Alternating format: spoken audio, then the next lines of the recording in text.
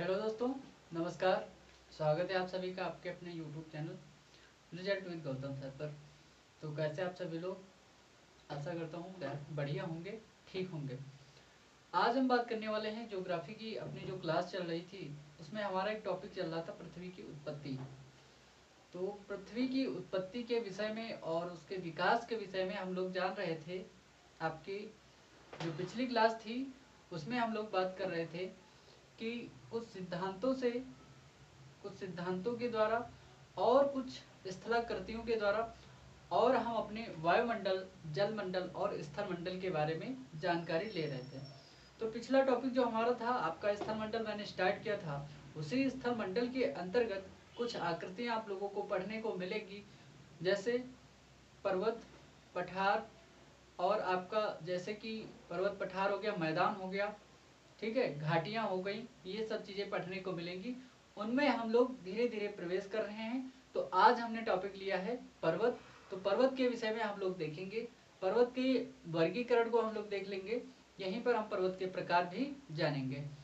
तो हम बात करने वाले हैं आज माउंटेन के बारे में, जिसको हम कहते हैं पर्वत। तो पर्वत होता क्या है? पर्वत होता क्या है? एक ऐसा भूखंड होता है, पर्वत एक ऐसा भूखंड होता है जो आसपास, आप इस चीज को समझिएगा। जैसे मान लिया ये एक पर्वत है, कुछ भी मान लीजिए, ठीक। इसके आसपास की जो जमीन है, ऊंची खाल ऊंचा ऊंच नीच है, कहीं न कहीं ये आसपास की जो जमीन है, आसपास का जो धरातल है, इससे ऊंचा नहीं है। तो ये कम से कम 500 प्लस मीटर ऊंचा होना चाहिए, ये इसका क्राइटेरिया है। 500 मीटर जो आसपास की भूमि है उससे ऊंचा होना चाहिए। कहीं न कहीं एक सर्वोच्च पॉइंट होता है और जहाँ पर धरातल होता है उसका एक मुख्य बिंदु होता है। इसकी ऊंचाई और नीचे निचला जो हिस्सा होता है उसका भी निर्धारण होता है इसमें। पर्वत का एक और पैमाना ये है कि पर्वत जो होता है आपका, पर्वत के अंतर्गत इसमें जो घाटियां पाई जाती हैं, क्या होता है, इसका जो आकार होता है, ये शीर्ष जो होता है इसका कैसा होता है? शीर्ष जो होता है नुकीला होता है। इसका जो इसका ये आधार होता है वो चौड़ा होता है। तो मतलब शीर्ष इसका क्या होगा? नुकीला होगा। आधार इसका क्या होगा? चौड़ा होगा। पर्वत के 500 मीटर प्लस आसपास के आधार से, मतलब 500 मीटर जो ऊंचाई होगी, तो 500 मीटर कम से कम होगी ऊंचाई। 2500 मीटर हो सकती है, 1500 मीटर हो सकती है, 2000, 6000, 8000, ऐसे कुछ भी हो सकता है। जैसे कि आपने नाम सुना होगा, माउंट एवरेस्ट की ऊंचाई 8848 मीटर है। तो वैसे ही जो पर्वत होता है उसकी कहीं ना कहीं शीर्ष की अधिक ऊंचाई होती है, आधार जो होता है काफी चौड़ा होता है। ये पैमाने होते हैं आपके पर्वत के। तो हम लोग बात कर रहे थे किसके विषय में? पर्वत के विषय में। तो हम बात कर रहे थे आप लोगों के साथ में पर्वत की। तो पर्वत को मैंने बता दिया उसके क्या पैमाने हैं। कुछ इसका जो आधार होता है वो चौड़ा होता है, शीर्ष होगा कहीं ना कहीं नुकीला होगा, और आधार से लगभग मिनिमम ऊंचाई जो होगी आपकी 500 मीटर होगी। जो आधार आसपास का क्षेत्र होगा उसको हम क्या नाम देंगे? पर्वत कहेंगे। पर्वत होता क्या है? पर्वत के विषय में कुछ पैमाने इसके लिख लीजिए कि पर्वत क्या है, जिसको हम लोग पहले लिख चुके हैं कि माउंटेन, ठीक है, इंग्लिश इसकी माउंटेन होती है। तो पर्वत होता क्या है? ऐसा भूखंड, पर्वत एक ऐसा भूखंड होता है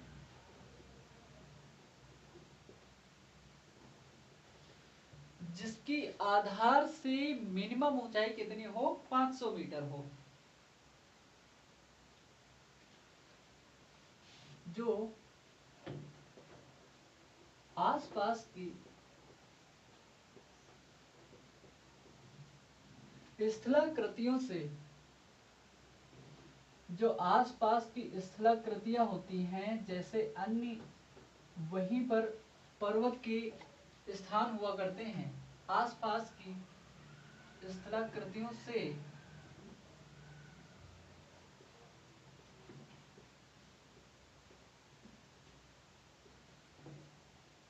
कम से कम कितना 500 मीटर अधिक ऊंचा हो, उसको हम क्या नाम दे सकते हैं, उसको हम कह सकते हैं कि ये पर्वत की एक पैमाने के अंतर्गत आता है। पर्वत का आधार जो होता है, इसका आधार कैसा होगा, इसका आधार जो है आपका चौड़ा होगा, आधार चौड़ा, तथा इसका जो सर्वोच्च बिंदु होगा, मतलब शीर्ष वाला जो भाग होगा, शीर्ष नुकीला होता है। शीर्ष कैसा होगा, नुकीला होगा, नुकीला होता है।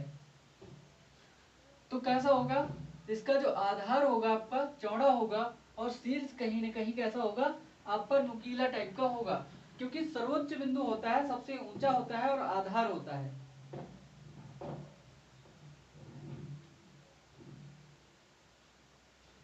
ये क्या होते हैं, ये जो पर्वत हुआ करते हैं, ये ऊंची श्रृंखलाओं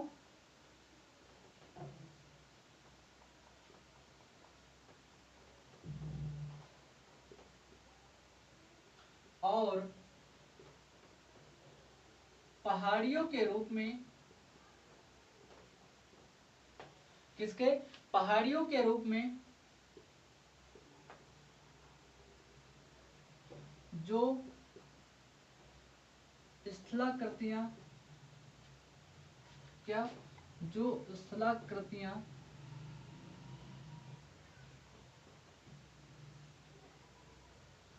अवस्थित होती हैं, अवस्थित होती हैं,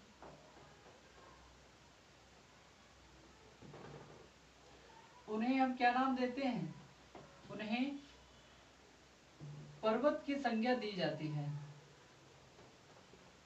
या उन्हें हम पर्वत कह सकते हैं।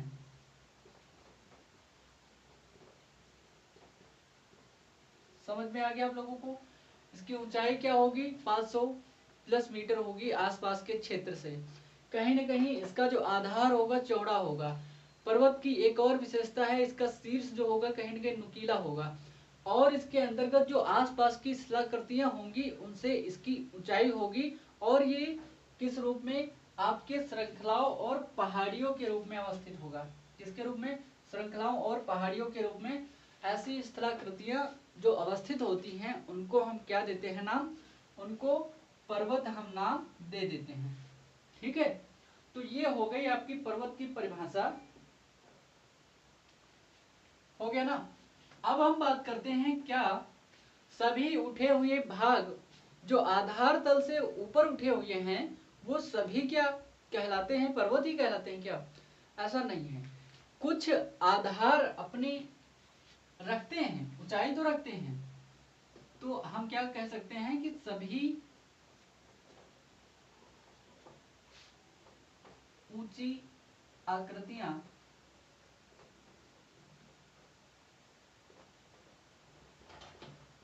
या स्थलाकृतियां, क्या कहते हैं, ऊंची आकृतियां या स्थलाकृतियां पर्वत नहीं कहलाती हैं, पर्वत नहीं कहलाती हैं।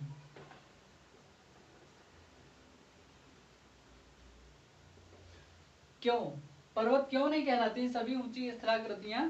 उसका पीछे का एक रीजन है, उसके पीछे का कारण है।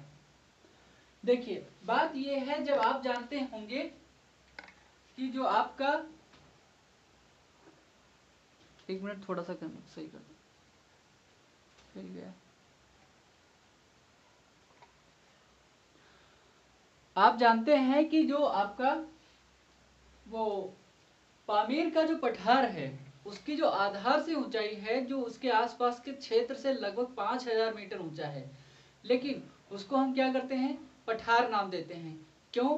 क्योंकि उसका एक शीर्ष बिंदु नहीं है, उसका शीर्ष बिंदु नुकीला नहीं है, आधार तो चौड़ा है लेकिन शीर्ष बिंदु कैसा नहीं है, नुकीला नहीं है, मतलब उसमें सर्वोच्च ऊंचाई और आधार की जो ऊंचाई है उसमें सर्वाधिक अंतर नहीं है। तो इसी क्रम में हम उदाहरण स्वरूप लेते हैं, उदाहरण स्वरूप पामीर पठार क्या है, पामीर का पठार आसपास का जो क्षेत्र है उसके आसपास क्षेत्र से 5000 मीटर ऊंचा है, से 5000 मीटर ऊंचा होने के बावजूद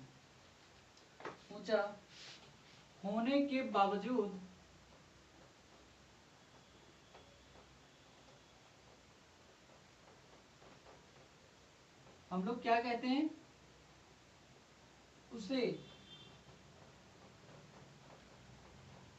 पर्वत नहीं कहा जाता है।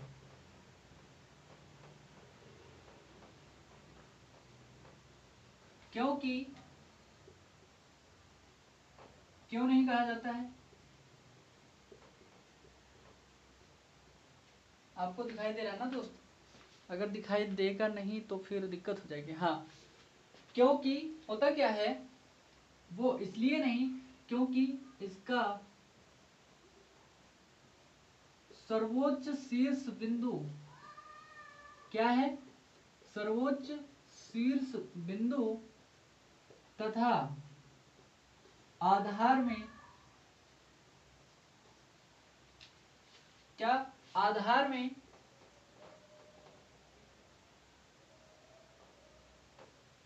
अंतर सर्वाधिक अंतर नहीं है।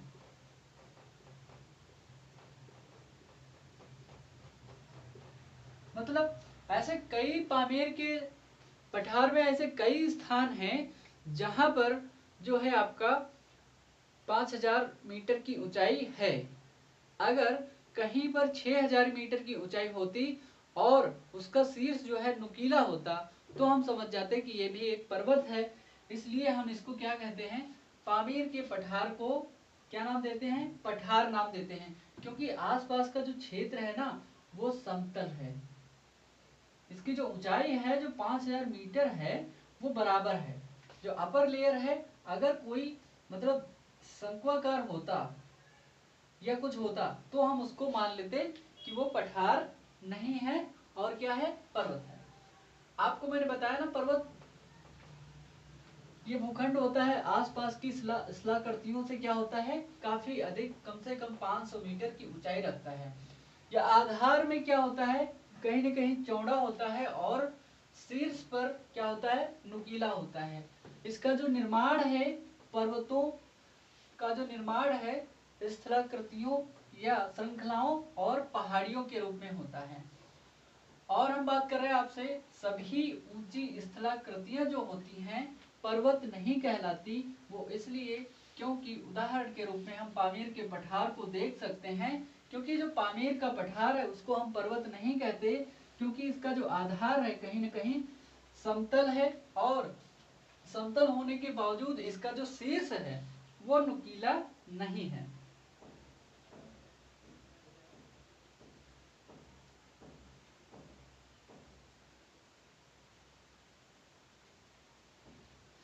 होता क्या है, जो पर्वत है आपका, पर्वत ही स्थलाकृतियों में एक ऐसा भूखंड है या ऐसा स्थलाकृति है जिसमें सर्वोत्तम मतलब अंतर होता है उसके शीर्ष में और उसके मतलब निम्नतम जो बिंदु होता है उसमें, उच्चतम और निम्नतम पॉइंट में।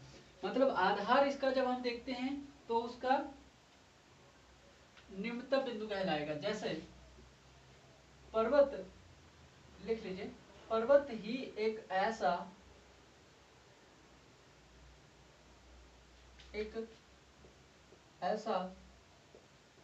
ऐसी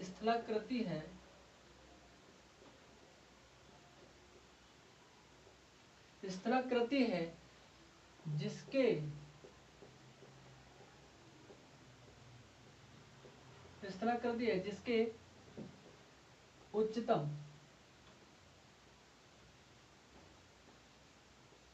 उच्चतम और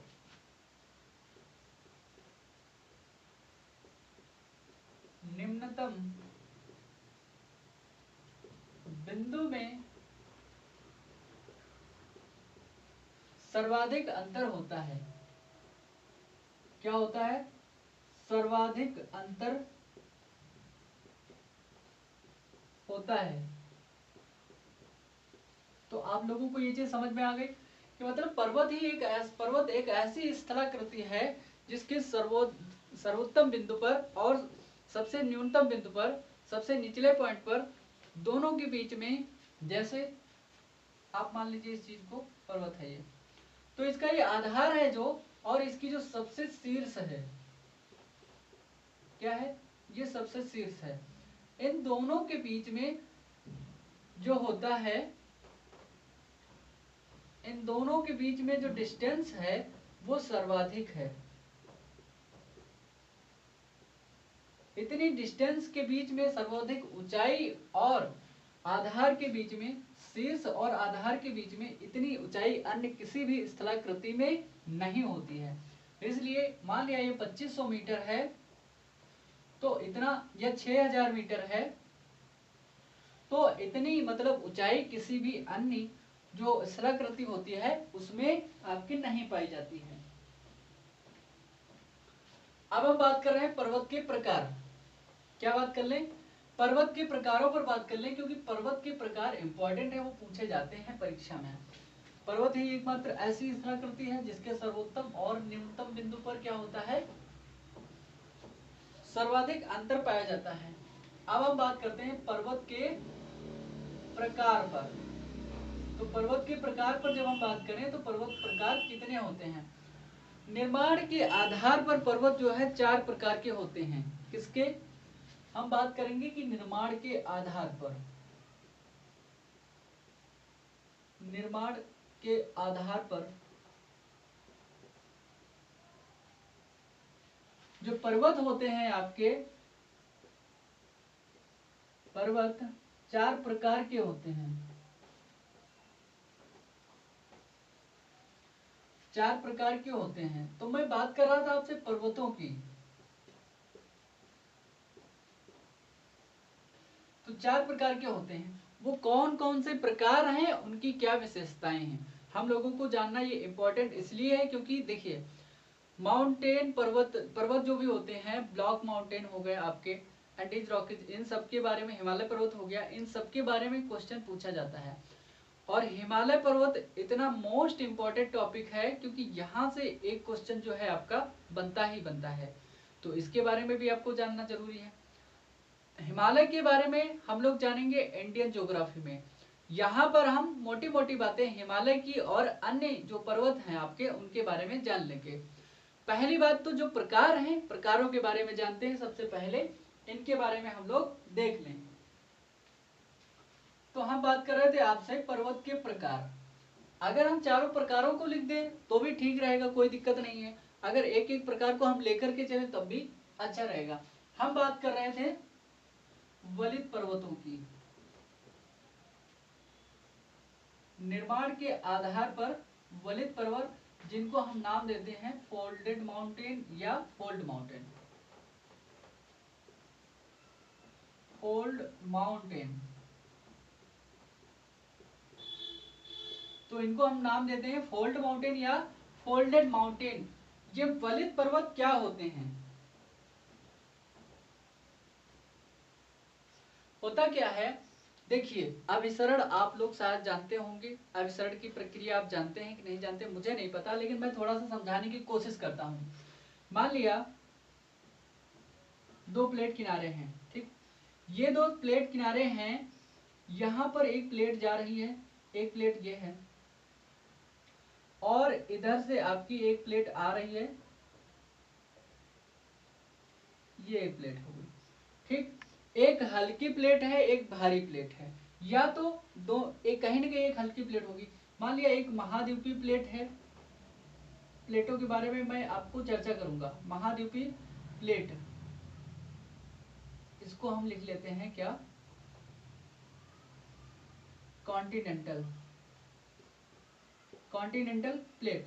एक हो गई महाद्वीपीय प्लेट, एक हो गई आपकी ओशियानिक प्लेट जिसको हम कहते हैं मतलब समुद्री प्लेट। ठीक है, तो समुद्री प्लेट जो भारी होती है वो दोनों आपस में जहां पर टकरा रही हैं, तो ये जो इलाका है, ये जो क्षेत्र है आपका, ये है अभिसरण का क्षेत्र। इन दोनों के बीच में जहां पर टक्कर हो रही है, तो ये टक्कर वाला क्षेत्र,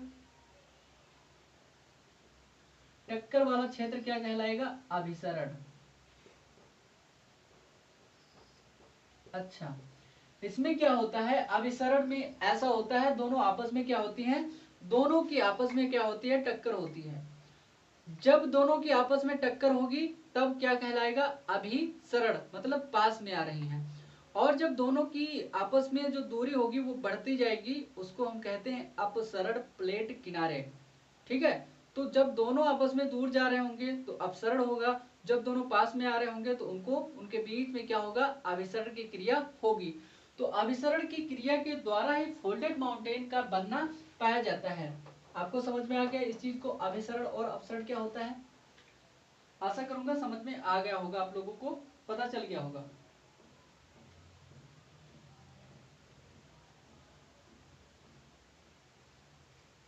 होता क्या है, जो अभिसरण प्लेट किनारे होते हैं, अभिसरण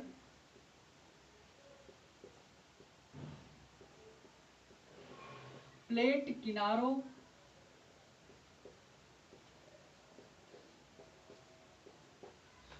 किनारों के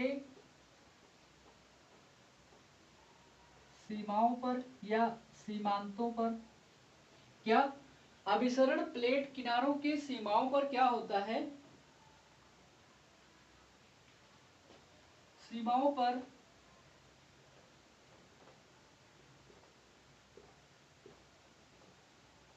प्लेटों के आपसी टकराव,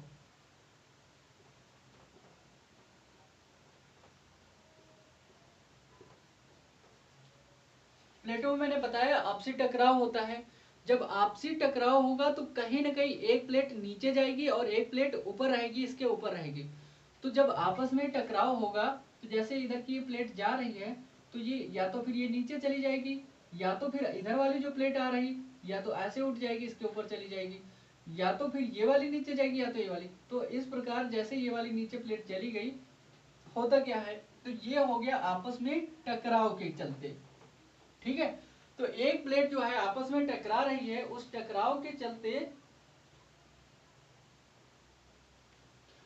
इन दोनों का आपस में होता क्या है, जैसे एक प्लेट ऐसे चली और ये जाकर के धसाव ले ली नीचे की ओर, और उधर से एक प्लेट आ रही है जो आपकी, तो वो क्या कर रही है, कहीं ना कहीं इसमें टकरा रही है या इसके ऊपर से होकर के निकल जा रही है। तो इसमें क्या होता है, इन दोनों में संपीड़न बल लगता है, दोनों में आपस में ताकत लगती है। जब दोनों आपस में ताकत लगाते हैं तो होता क्या है, इन दोनों में धीरे धीरे जो होता है, आपस में प्लेट की जो प्रक्रिया होती है वो इसमें हो जाती है। जब होती रहती दोनों में संपीड़न बल लगता है, तो इन दोनों में तनाव उत्पन्न होता है। तनाव की उत्पत्ति के कारण ही यहाँ पर वलित पर्वतों का निर्माण हो जाता है, और ये वलित पर्वत कहीं कहीं बहुत ऊंचे वलित पर्वत कहलाते हैं। ठीक है, तो ये ऊंचाई धीरे धीरे इनकी ऊंचाई बढ़ती रहती है, और वलित पर्वत जो आपके नवीन वलित पर्वत हैं, उसमें हिमालय का नाम भी आता है। तो मैंने बताया आपको कैसे टकरा रही ये प्लेटें, और इन प्लेटों के टकराने के कारण, टकराव के कारण संपीड़न बल जो होता है आपका, संपीड़न बल जब दोनों में आपस में टकराव में लगता है, तो दोनों के एक फोर्स, एक ऐसा पॉइंट आता है कि दोनों के बीच में क्या होता है, संपीड़न बल लगता है। और संपीड़न बल के कारण क्या होता है,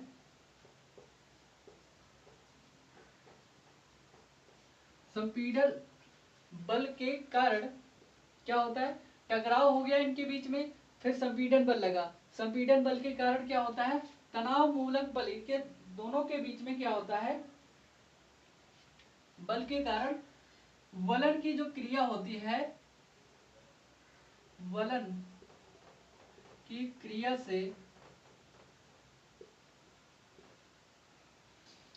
क्रिया से आपके पर्वतों का जो है निर्माण होता है। वलन की क्रिया से निर्मित स्थला आकृति क्या कहलाएगी? वलित पर्वत कहलाती है।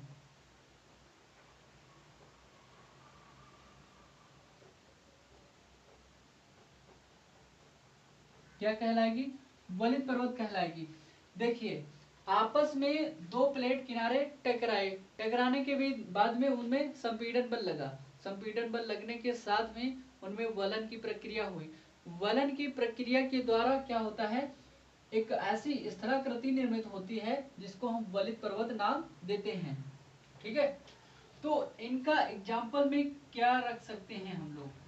एग्जाम्पल में इनके क्या रख सकते हैं कि जो वलित पर्वत होते हैं वो कौन कौन से पर्वत होते हैं वलित पर्वतों में? मैंने आपको बताया कि फोल्डेड माउंटेन कौन कौन से होते हैं। हिमालय आपका क्या है? हिमालय। एंडीज क्या है आपका?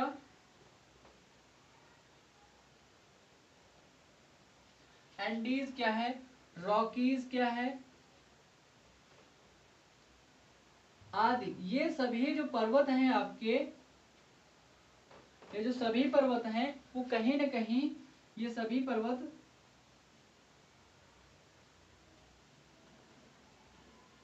वलित पर्वतों का उदाहरण है।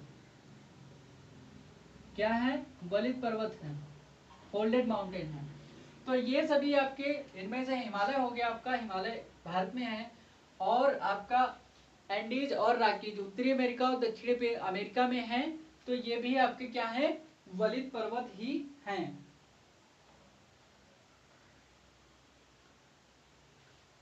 और मैं बात करूं आप लोगों के साथ में, आपने देखा होगा कि जो हिमालय वलित पर्वत है इसके अंतर्गत जो विश्व की सबसे ऊंची चोटी है वो कौन सी है?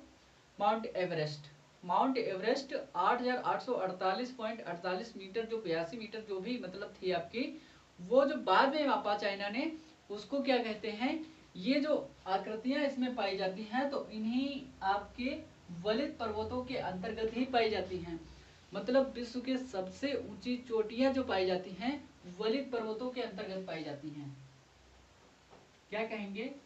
विश्व की सर्वाधिक ऊंची चोटियां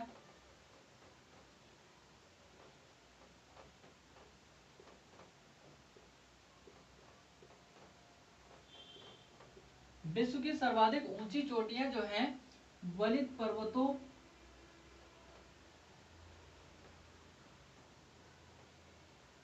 के अंतर्गत पाई जाती हैं।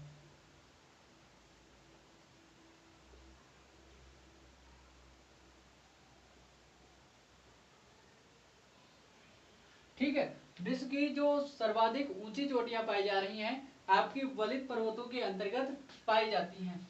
मैंने आपका बताया वलित पर्वत।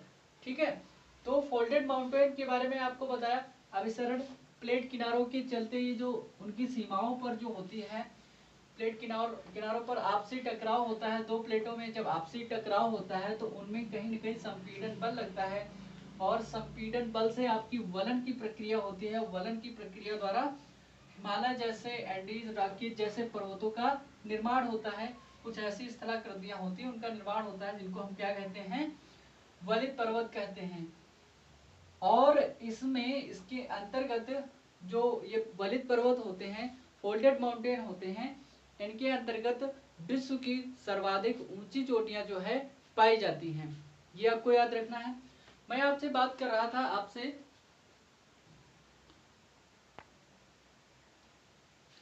क्या होता है? देखिए, बात ये होती है, जो वलित पर्वत होते हैं इनको हम लोग मोड़दार पर्वत भी कहते हैं। तो इसको आप लोग नोट कर सकते हैं कि मतलब इन्हें हम वलित पर्वतों को, वलित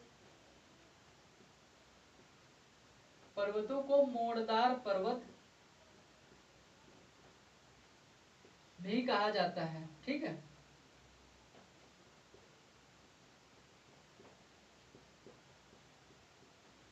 तो इन्हें हम कहीं न कहीं मोड़दार पर्वत भी कहते हैं। अब हम बात करते हैं आपकी ब्लॉक पर्वत की। इसी के अंतर्गत आते हैं आपके ब्लॉक पर्वत। तो हमारे ये दूसरे प्रकार के हो जाएंगे ब्लॉक पर्वत। नाम है इनका ब्लॉक पर्वत। इनको हम कहते हैं ब्लॉक माउंटेन। Block mountain. तो इनको हम जानते हैं किस नाम से? ब्लॉक माउंटेन या ब्लॉक पर्वत के नाम से। ये पर्वत होते क्या हैं? देखिए, हम बात कर रहे हैं आपके ब्लॉक माउंटेन की। ब्लॉक माउंटेन में होता क्या है, दरअसल में जो दो भ्रंश घाटियां होती हैं, इन दो भ्रंश घाटियों के बीच में कहीं न कहीं ये जो स्थान होता है ये नीचे रह जाता है, और ये वाला जो भाग होता है आपका ऊपर की ओर चला जाता है, उठ जाता है। ऐसे भ्रंश आपको बहुत से मिलेंगे। इन भ्रंश घाटियों में इस वाले पार्ट को हम क्या नाम देते हैं? इसको हम कहते हैं ब्लॉक माउंटेन या ब्लॉक पर्वत।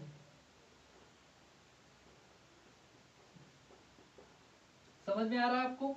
मतलब दो भ्रंश घाटियों के बीच में ये क्या है? भ्रंश घाटी है।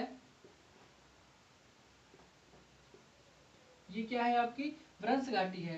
कहीं न कहीं ये क्षेत्र नीचे है और ये वाला भी क्षेत्र नीचे है। तो दो भ्रंश घाटियों के बीच में निर्मित स्थलाकृति क्या कहलाएगी? आपका ब्लॉक माउंटेन कहलाती है। तो इस परिभाषा को आप लोग लिख सकते हैं, इसको लिख लीजिए। इसको देखिए, चित्र को जो मैं बनाता रहता हूँ ना, आप छोटे छोटे चित्र कहीं न कहीं आप अपने उसमें बना सकते हैं और सजा भी सकते हैं, लिखते हुए चलते हैं। ठीक है? तो दो भ्रंश घाटियों के बीच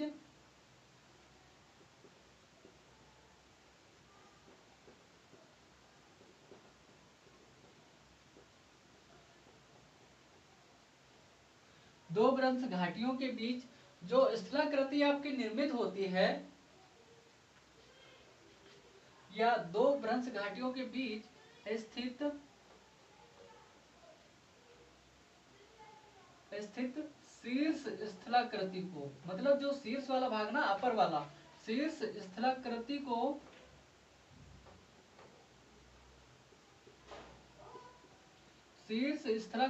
को क्या कहते हैं? ब्लॉक माउंटेन नाम देते हैं, ब्लॉक पर्वत कहते हैं। ब्लॉक माउंटेन कहा जाता है। क्या कहते हैं? ब्लॉक माउंटेन या ब्लॉक पर्वत कहा जाता है।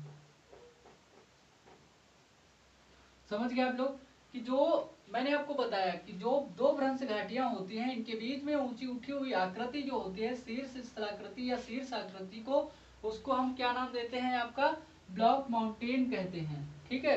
तो ब्लॉक माउंटेन आपको समझ में आ रहा है कि क्या है ब्लॉक माउंटेन, कैसा होता है?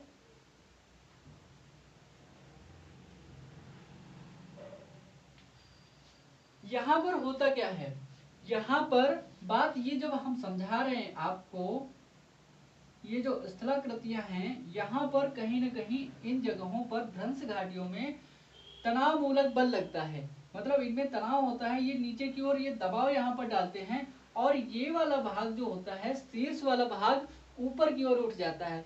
यहाँ पर कोई तनाव मूलक बल नहीं लगता है। यहाँ पर जब लगातार तनाव मूलक बल लगता है तो ये नीचे की ओर दोनों साइड का जो क्षेत्र है वो धंस जाता है, और ये जो भ्रंश घाटी निर्मित हो जाती है, उसके बाद में ये जो शीर्ष वाला भाग रहता है, इसको हम क्या कहते हैं? इसी को हम कहते हैं ब्लॉक माउंटेन।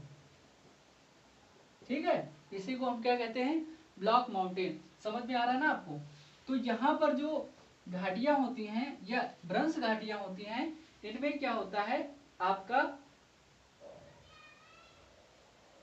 दोनों किनारों पर, मतलब जो पर्वत होता है इसके दोनों किनारों पर कहीं न कहीं तनाव मूलक बल कार्य करता है, और जब तनाव मूलक बल कार्य करता है तो यहाँ पर नीचे की ओर अवतलन की प्रक्रिया होती है। तो यहाँ पर हम इसको लिख लेंगे, या यहां पर लिख लीजिए, यहां पर शीर्ष पर्वत के या शीर्ष स्थलाकृति के, पर्वत छोड़िए क्योंकि पर्वत तो है ही, शीर्ष स्थलाकृति के दोनों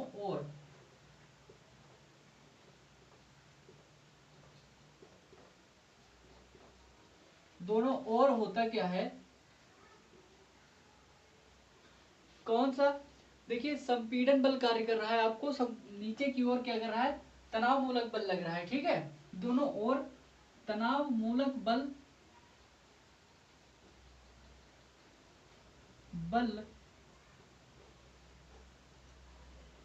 क्या होता है, तनाव मूलक बल के कारण क्या होता है, यहां पर बल के कारण क्या होती है, अवतलन की प्रक्रिया होती है, अवतलन की क्रिया होती है।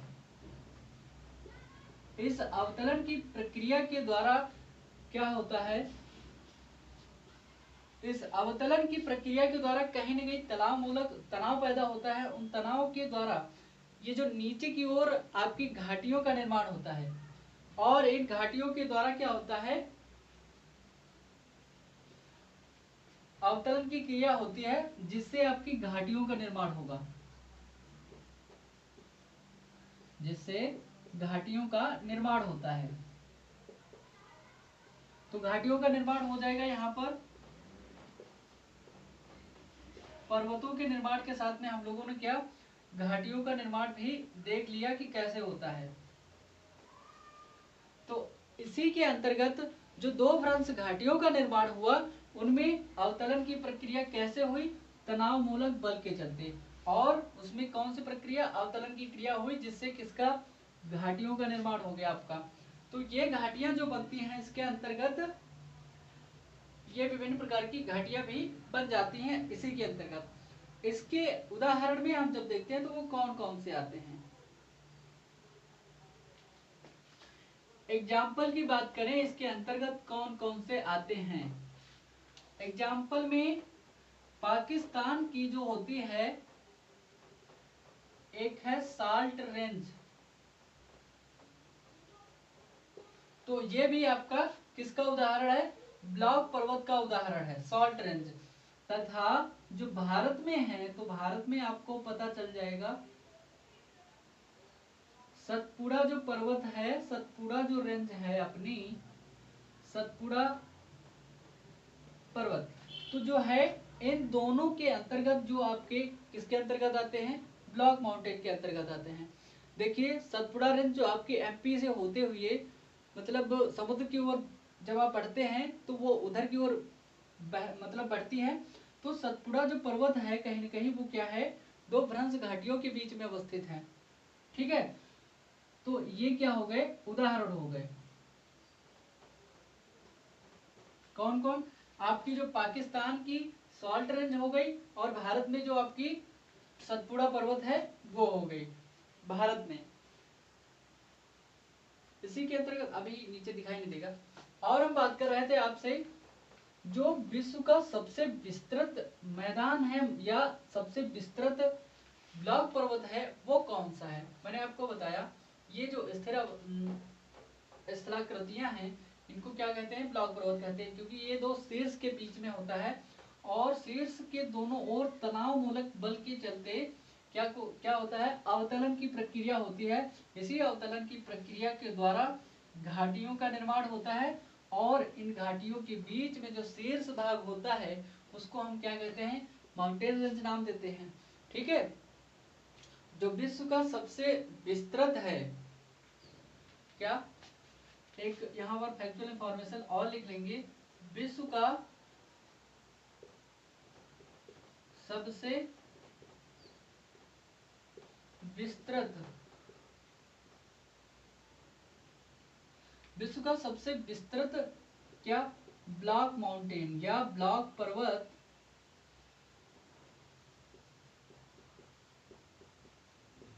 कौन सा है, कैलिफोर्निया में एक है जिसका नाम है कैलिफोर्निया में,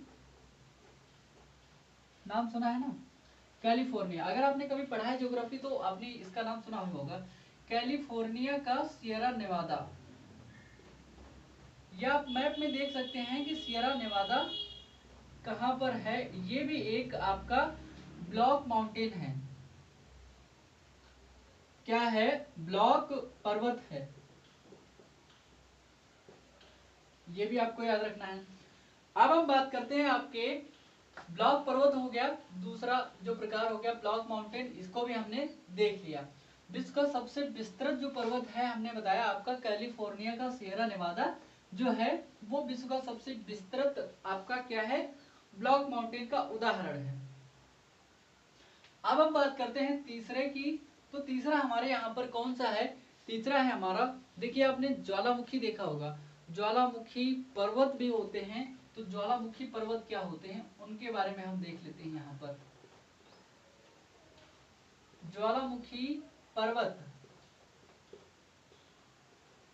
तो इनको हम नाम देते हैं वोल्केनिक, क्या नाम है इनका? Volcanic mountain. इनका नाम है वोल्केनिक माउंटेन। तो वोल्केनिक माउंटेन कैसे होते हैं, इनकी विशेषताओं के बारे में बात करें तो इनकी विशेषताओं में क्या होगा, आपने देखा होगा कि जो वोल्केनिक माउंटेन होता है आपका, कहीं न कहीं वोल्केनो कैसे होता है, शंकु के आकार में निर्मित होता है। और यहाँ पर क्या होता है, कहीं न कहीं ये आपका इरप्शन वाला, यहाँ से जो छिद्र होता है, यहाँ से जो होता है आपका क्या निकलता है, लावा निकलता है। ठीक है, तो ये जो लावा यहाँ से निकलता है, ये आता हुआ लावा जो है नीचे की ओर बढ़ता है, ये लावा निकलता है धीरे धीरे आपस के आसपास के क्षेत्र में फैल जाता है, और ये धीरे धीरे ये परतों के रूप में बिखर जाता है। बिखरते हुए बहुत ऊंचा जो शंकु होता है उसका निर्माण हो जाता है। और इसी के द्वारा जब हजारों साल ये प्रक्रिया होती है तो क्या होता है, आपके ज्वालामुखी पर्वत बन जाते हैं। और इन्हें ही हम क्या कहते हैं, शंकु या पर्वतनुमा इनका आकार होता है, शंकु के आकार के बन जाते हैं। तो इनको हम क्या कहते हैं, ज्वालामुखी पर्वत कहते हैं। क्या होता है, ज्वालामुखी उद्गार के द्वारा क्या होगा, ज्वालामुखी उद्गार से निकले, देखिए जब ज्वालामुखी उद्गार होता है तो क्या होता है, उसमें क्या निकलता है, ज्वालामुखी उद्गार से निकले पदार्थों के जमाव,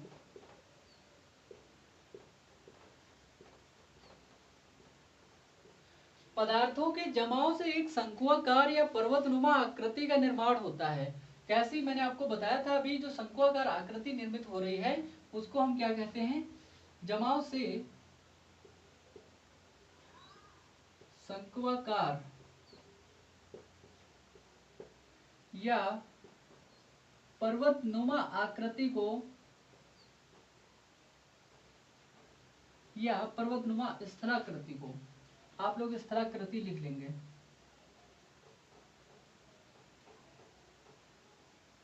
पर्वतनुमा स्थलाकृति को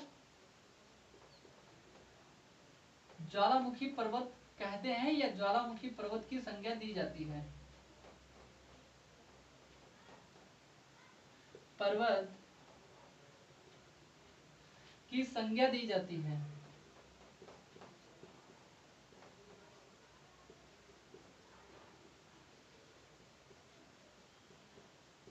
समझ में आ गया आपको कि ज्वालामुखी पर्वत कैसा होगा, या तो शंकुआकार रूप में होगा या तो पर्वतनुमा इसकी आकृति होगी।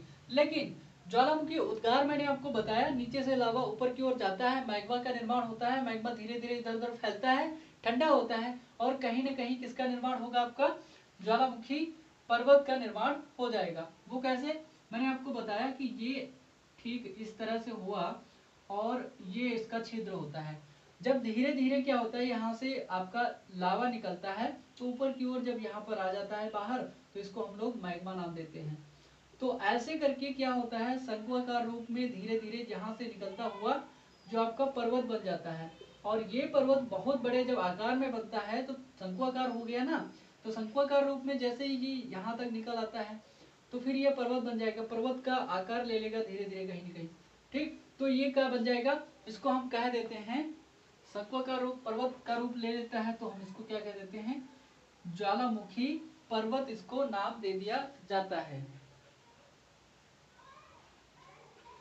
क्या होते हैं इसके अंतर्गत जो एग्जाम्पल्स हुए हैं, इसमें एग्जाम्पलों की जब हम बात करते हैं तो यूएसए में एक है, यूएसए में माउंट रेनियर, क्या है, यूएसए में माउंट रेनियर नाम दिया जाता है। इसको हम क्या कहते हैं, ये वल्केनिक माउंटेन है। जापान में आपने नाम तो सुना ही होगा, इसके नाम के सुने बिना आप अभी तक रह नहीं पाए होंगे, जापान का फ्यूजियामा। नहीं सुना है तो आप सुन लीजिए, जापान का जो फ्यूजियामा है ये भी एक माउंटेन जो है वल्केनिक माउंटेन है, मतलब ज्वालामुखी पर्वत है, ज्वालामुखी फ्यूजियामा पर्वत, या इसको माउंटेन लिख लीजिए, कुछ भी लिख लीजिए, ठीक है। तो ये क्या है, इसके एग्जाम्पल हैं आपके।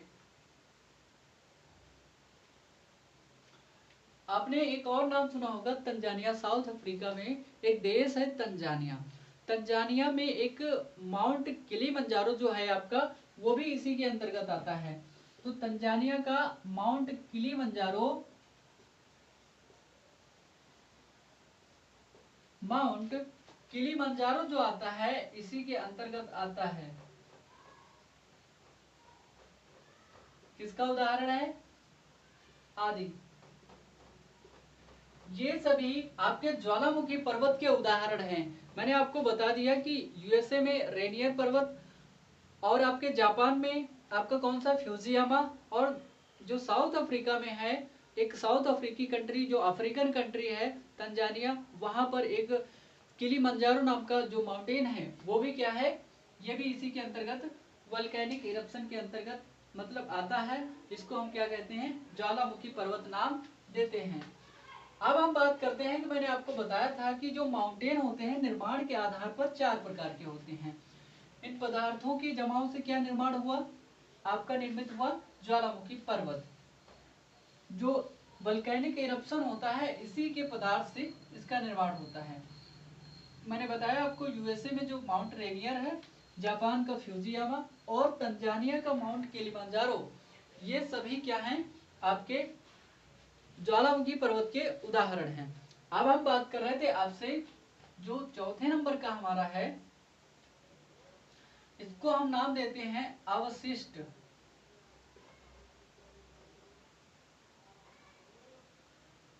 अवशिष्ट पर्वत, क्या नाम देंगे इनको, अवशिष्ट पर्वत।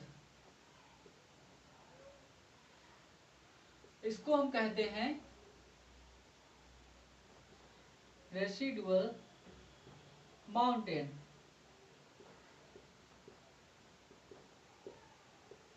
रेसिडुअल माउंटेन ये क्या होते हैं, दरअसल में जो पर्वत पहले हुआ करते थे उन्हीं के ये छोटे छोटे कहीं न कहीं अवशेष बचे रहते हैं। मतलब जो मेन पर्वत हुआ करता था वो समाप्त हो गया है, क्या है, वो समाप्त हो चुका है अपरदन की प्रक्रियाओं के द्वारा। जैसे कि हवा चली, जल वहां से निकला, मतलब नदियां निकल गई, तो वहां से कहीं न कहीं उसके अवशेष बचे रह गए, तो उसको हम क्या नाम देते हैं, अवशिष्ट पर्वत। अवशिष्ट पर्वत का आप मतलब नाम से ही समझ पा रहे होंगे, यहाँ पर जो अवशेष कार्य करते हैं,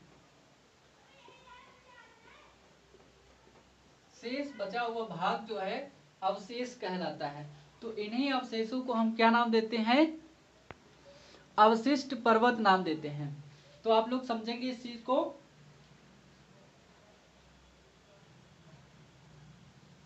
कुछ पर्वत होते हैं जिनका अपरदन की प्रक्रिया के द्वारा कहीं न कहीं कुछ भाग जो अवशेष बचता है।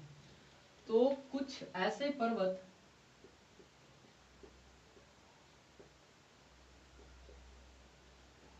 जिनका क्या होगा, जिनका आप लोग देख पाएंगे इसको।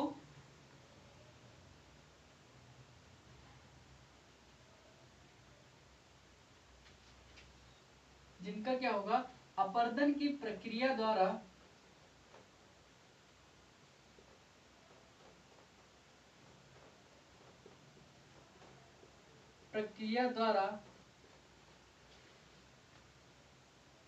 अधिकांश भाग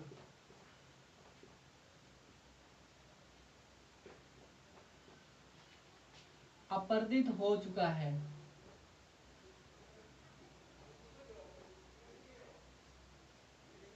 क्या हुआ, अपर्दन की प्रक्रिया द्वारा मतलब जो अधिकांश भाग है अपर्दित होकर शेष जो बचा हुआ भाग है,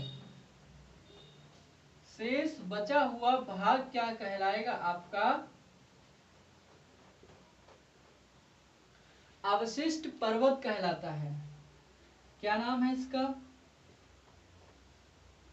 अवशिष्ट पर्वत कहलाता है। माफ कीजिए, जो शेष बचा हुआ भाग है आपका अवशिष्ट पर्वत कहलाता है। मतलब यहाँ पर जो कुछ प्रक्रियाएं हुआ करती हैं अपर्दन जैसी प्रक्रियाओं के द्वारा, अपर्दन की प्रक्रिया के द्वारा कुछ भाग जो होता है माउंटेन का अपर्दित हो जाता है। जैसे कि हवाएं चलती हैं, हवाओं के द्वारा जैसे कि जल नदियां होती हैं, बरसात होती है, बहुत सारे प्रकार के मौसम आते हैं, उनमें संकुचन होता है, कहीं न कहीं धीरे धीरे आपस में टूटते रहते बिखरते रहते हैं। बिखर बिखर करके क्या होता है, कुछ भाग जो होता है अवशेष बच जाता है। इस अवशेष बचे हुए भाग को अवशिष्ट पदार्थ हम अवशिष्ट पर्वत हम नाम दे देते हैं।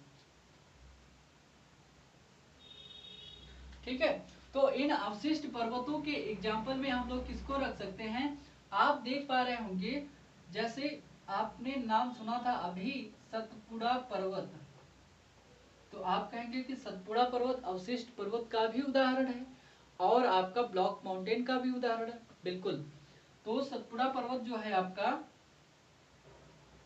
किसका, अवशिष्ट पर्वत का भी उदाहरण है। आपने नाम सुना है अरावली रेंज का, सुना है अरावली पर्वत, ये भी इसी के अंतर्गत आता है। तथा आपने नाम सुना है विंध्यन पर्वत,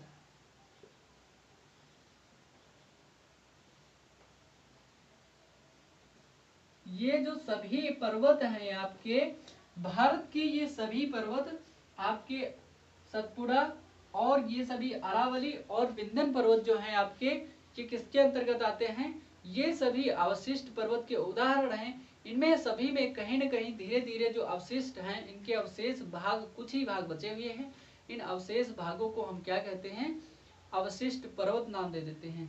तो आज की क्लास कैसी लगी, आप लोग कमेंट बॉक्स में बेहतरीन रूप से कमेंट जरूर करेंगे कि आज की क्लास कैसी लगी। सभी पर्वतों को मैंने 4 प्रकार के जो भी पर्वत हुआ करते थे उनकी विशेषताओं के बारे में और पर्वतों का निर्माण कैसे होता है उनकी अवस्थितियों के बारे में मैंने आपको ज्योग्राफी के अंतर्गत, जो कि पृथ्वी की उत्पत्ति से संबंधित आपका टॉपिक चल रहा था, उसके बारे में बता दिया।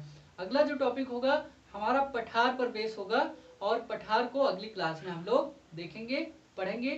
तब तक के लिए आप सभी का शुक्रिया, धन्यवाद, नमस्कार। लाइक शेयर करना बिल्कुल ना भूलें। Thank you.